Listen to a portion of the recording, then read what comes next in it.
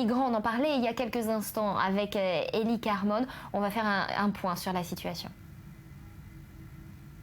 En septembre, le flot des réfugiés venus d'Irak et de Syrie ne cesse d'augmenter sur les côtes européennes. Cette crise migratoire ébranle l'Europe dans ses fondements. L'espace Schengen, qui prévoit la libre circulation des personnes, est fortement remis en question. Non signataire de l'accord, le Royaume-Uni l'accuse d'être responsable du drame humain actuel. Londres juge l'action de Paris insuffisante, notamment à Calais. Résultat, les autorités britanniques ont ordonné la mise en place d'une nouvelle barrière du côté français du tunnel sous la Manche.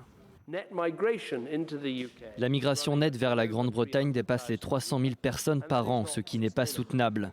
On a besoin de trouver des moyens afin de permettre aux États membres de faire des changements dans les systèmes d'aide sociale qui leur permettront de gérer ce sujet.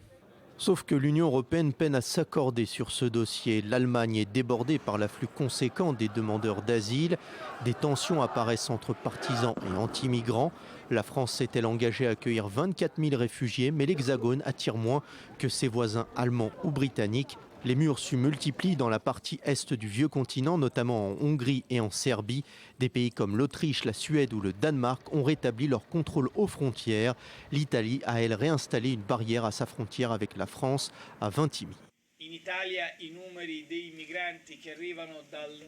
En Italie, le nombre de migrants en provenance d'Afrique du Nord est le même que l'an dernier pour le moment. Donc pas d'hystérie, mais en même temps pas d'égoïsme.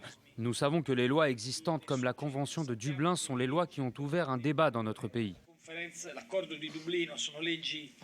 3 700 personnes ont déjà perdu la vie cette année. Plus d'1 million de personnes ont traversé la Méditerranée. Il s'agit de la plus grosse vague d'immigration vers le vieux continent depuis la fin de la Seconde Guerre mondiale.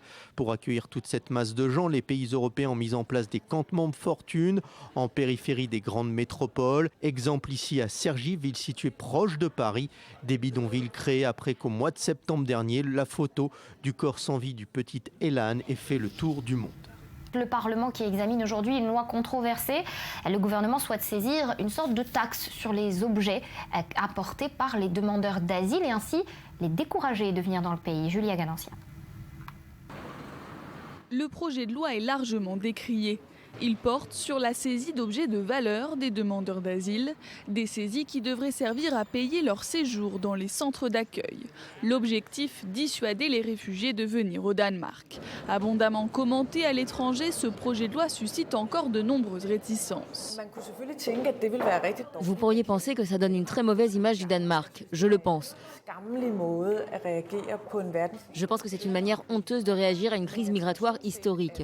Mais je pense que le gouvernement danois est très content parce que le but principal de cette proposition est d'effrayer les réfugiés qui veulent demander l'asile au Danemark. Mesure de justice sociale pour les uns, taxe sur la misère pour les autres, le texte donne pouvoir aux policiers de saisir des biens que les demandeurs d'asile apportent avec eux afin de couvrir leurs besoins en alimentation et en hébergement.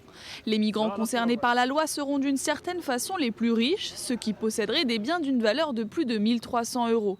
Les montres et les portables ne pourront pas être confisqués, tout comme les objets ayant une valeur affective comme les alliances ou des bijoux hérités. Pour certains, la mesure n'aura pas les effets attendus. Oui, j'ai entendu parler de ça, mais je ne pense pas que ce soit bien parce que beaucoup n'ont pas vraiment de biens de valeur ici. Ils dépensent presque tout pour venir ici au Danemark.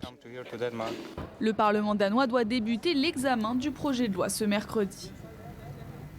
Voilà, c'est le dossier d'aujourd'hui et puis des mois à venir, bien évidemment. Christian Mallard, nous sommes en ligne avec vous depuis Paris. Bonjour. Alors, on sait que les politiques européennes sont différentes face aux problèmes posés par l'immigration. Un exemple, l'Allemagne, l'Autriche envisagent de restreindre leur politique d'accueil. Est-ce que ça risque d'être suivi par d'autres pays ?